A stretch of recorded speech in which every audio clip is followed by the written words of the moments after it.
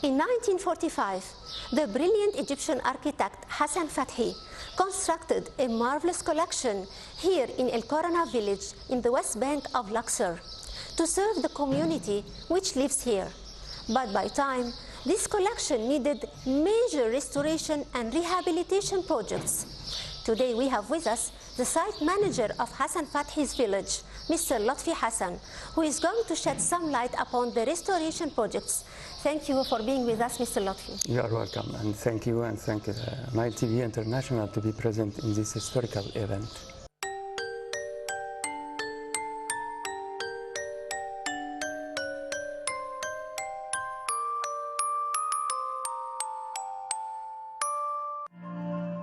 Appraising the intellectual contributions of Hassan Fathi in the field of architecture is not an easy task. Perhaps his most significant legacy will be the humanism that he championed and the boost he gave to the self-image of architecture in the Third World generally, the Muslim world specifically, and in Egypt in particular. He elucidated his positions over the years with a remarkable clarity and courage and consistency. Another element of the paradigm that Fathi erected step by step was the participatory nature of the design process. He encouraged self-help and promoted user participation in design. In some instances, he allowed the peasants to express their wishes for the layouts of their homes. In other instances, he let the peasants use a courtyard for a number of days and then establish the layout of the courtyard on the basis of their use, defining the pathways where the earth had been beaten by the steps. All these efforts are examples of Fathi's persistent attempts to introduce further individualization in the design process. This could be noticed in the village of New Gorna, which was partially built between 1945 and 1948. It's possibly the most well-known of all of Fathi's projects because of the international popularity of his book, The Architecture for the Poor, which was published nearly 20 years after the experience and concentrating on the tragic history of this single village. The architect's explanations offered in the book are extremely compelling and ultimately persuasive. New Gorna is still most significant for the questions it raises rather than the problems it tries to solve, and these questions still await objective analysis.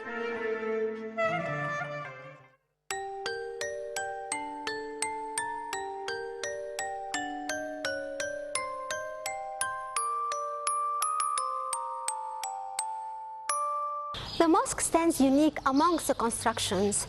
Why is that? The mosque is a very important element in the communities, in Islamic communities. I mean, to the people to practice their religion. So it's very important. That's architecture elements very important in this compound, in this village. And Hassan Fathi, he is really, I mean, as we said before, he influenced by, he learned a lot about the Nubian architecture and the Islamic architecture.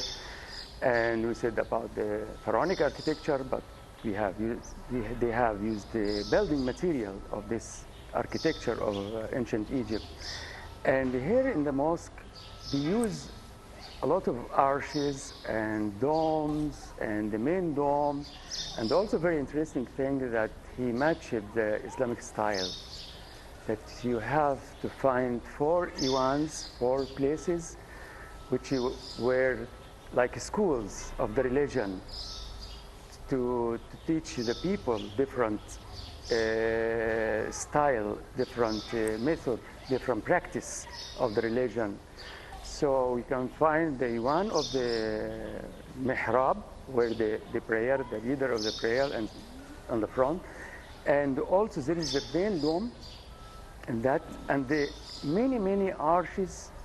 It's really it's unique in that way. I mean, He gathered everything inside the Islamic, the using a lot of arches, a lot of windows in inclination for the light to come inside. So he depends on his architecture in the mosque about the nature lights. So you can find a hole in everywhere, a lot of windows, very slide, and clean. So he studied really well the light of the village when it comes through the mosque. The restoration we have done in the mosque, it was concentrated about the separation parts. There were some in the main dome and some walls.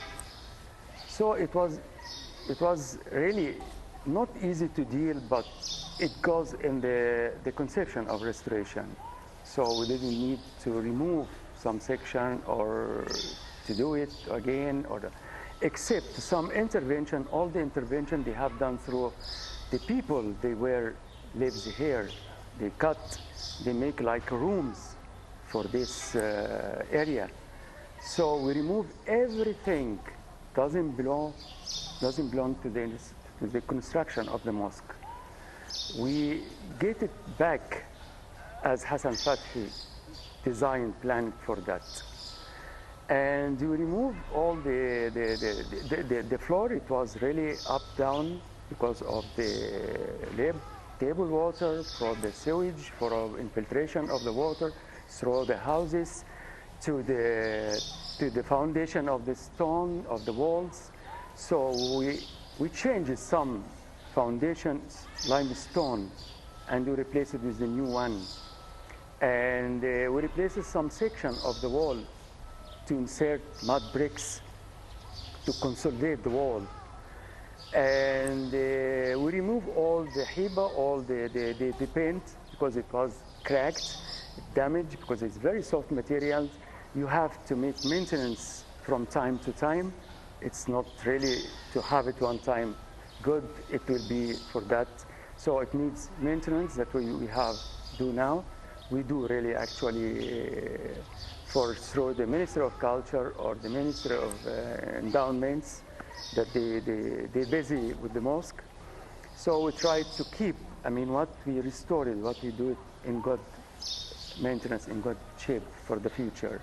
In pursuit of a humanistic architecture for the poor, and in his concern with the authentic Egyptian architectural medium, Hassan Fathy ultimately developed an extremely powerful architectural vocabulary and syntax, but one was primarily rural. Forms and the medium that he chose to express were predominantly of a village architecture. Hassan Fathy's pursuit of an authentic culture expression and the low-cost medium of building pushed him to experiment very successfully with vernacular architectural techniques, indigenous materials and forms of guided self-help. Having achieved great success in these areas, he encouraged young architects to look at and recognize that important wealth of experience and expertise that lay at their doorsteps rather than always seek answers amongst the imports. The seductive simplicity so characteristic of Fathy's work is misleading. He was an accomplished architectural craftsman with an artistic eye for form, balance, and harmony. The learned casualness of his layouts and the almost austere simplicity of his facades owe much more to his creative genius than to the vernacular architecture without architects that inspired him. Through the years, he had worked and reworked some of the key elements of the architectural vocabulary in an unrelenting search for truth and oneness as he saw them. It's wrong to imagine this visual repetition as an absence of imagination. Rather, it's the same perfectionism which is found in Goethe's reworking the same manuscript for 40 years, or in Picasso who reworked many variations on the same theme, some of which appear to be almost copies of the first work. Discriminating critics have recognized these themes and said that Fathi provided models for later larger-scale projects.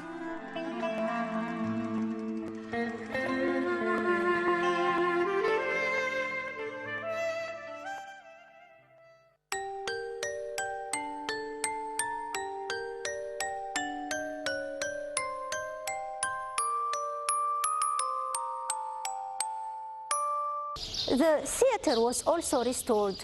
What was the purpose of Hassan Fathi when he built it amongst his constructions here? Hassan Fathi, he was care to have this element, architecture, element, culture. I mean, in his village. So to have a culture in the village, it's very important for the communities. So he represented this in the theater, which they can make playing many things funny for the kids. They can make meetings for cultures or discussing books or whatever, something for the culture, to help the kids and to help the community to have a culture center. So he represented this in architecture in a very big facade with 2 entrances, and he planned to have a theater, to have a stage, to have a place for the visitors, for people to come to see, to watch the playing. So he designed his theater, 2 doors. One door, you can go to direct to the stage with another floor underneath with many rooms. He considered these rooms as clothing or dressing change for the actors, for the people. They come to display the work. And another door, it goes direct to the open court with the stairs, with 3 parts of the stairs for sitting. As a sitting, it was from stone. Naturally, he used natural. He didn't use wooden seats for the visitors, but he using as a structure for the wood, for the stone, and he covered some of around for the visitors with the wood. So the stage, it was very nice. It was very accurate done for the architects. I mean, it's something, it needs maybe more than one close to the theater more than architect. But he was really artistic for that. He built some partitions. It could help for many and many different theater playing. So it helps, like some balcony, but it's not balcony. It's, you can get from behind through stairs to go to stop in the balcony and to watch and to recite the culture, playing whatever it is. So it was very nice, but the problem of the structure, it's as we said in the village of Hassan Fathi, it's lower than the level of the street. It's lower and then the level of the street. If you look at the theater now, you can see another building in the high level than the theater. In that way, if you look at the system, drainage or the sanitation system of water of that building, it's in higher. It's not in good system, so all the water comes through this building in high level to the low level, the theater. The theater suffered with the humidity, with the decay of foundation stone, its structure, cracks, you can see in everywhere in the stage. The 2 facades of the theater, there is one facade, it's the main facade. It's very long, it's about 4 meters high, or in 95 meters, wide. So there is another facade beside. It holds the stages inside. We had a problem of these two facades. It happened inclination in some parts due to the dewatering water underneath the table water. It's up, down. It's damaged the stone, damaged the clay. So, the clay, when it goes the water, it becomes, swelling, and then if it dries, it shrinks. So, this movement could dangerous for the wall and create cracks and many things during the time. Maybe create also inclination, because maybe you can find more water, more effect of water in one side and less in the other side. So that's why it happened, inclination in the wall. So we decided by the committee, by studying from the beginning, or the consultancy of the UNESCO, of the Ministry of Culture, and we decided to remove these two facades. The removing it was very tricky, because we defined which part are inclined more than the other, and what part of the foundation is damaged than the other. So we can define which area, which side we can demolish, and we can rebuild it again. And actually it happened. We removed many sections of the main wall and the other main section of the second and the stage, and we restored it as Hassan Fathy, he has done it one time. And there is many things we added. We added just facility to use it for the people at the recent, at this time. More electricity, wire, more lighting, just to help the people to use this function instead of to extend wires on the earth or something like that. And also we added some buttress. Buttress, it's a structure that Hassan Fathy has used it in everywhere in his village. This buttress, it's come from the 2/3 of the higher of the wall, and to do in this part, which is it's tricky. Maybe when it's happened something like, moving earth underneath for our reason, so it's holded and did not damaging, not making damage in that area. So it's like a support that we have done, but with no addition in the theater and no anything. We reuse it as was 1/4. So we didn't add anything more than this. The idea of the new Gorna village was launched by the Egyptian Department of Antiquities as a potentially cost-effective solution to the problem of relocating an entire community of excavators that has established itself over the royal necropolis in Luxor. The village of New Gorna also seemed to offer Fathy a perfect opportunity to finally test the ideas unveiled at Mansouriya on a large scale and to see if they really could offer a viable solution to the rural housing problem in Egypt. The village was meant to be a prototype, but rather than subscribing to the current idea of using a limited number of unit types, Hassan Fathy took the unprecedented approach of seeking to satisfy the individual needs of each family in the design. The architecture of the house emerges from the dream. This is why in villages built by their inhabitants, we will find no two houses identical. This variety grew naturally as men designed and built their many thousands of dwellings through history. The design of New Gorna village comprised houses, markets, a great mosque overlooking the main street of the village with easy accessibility to it. There is also a culture center with offices and stage for plays. Each design is unique and reflects the necessity of life of its inhabitants or users. In spite of its being the most well-known of all of Fathi's projects, the village of the New Gorna was deserted except for few families. For its inhabitants preferred to keep living within the archaeological sites of the West Bank of Luxor for their materialistic benefits, leaving the new village to be an open-air museum of one of the best of Hassan Fathi's magnificent architectural projects.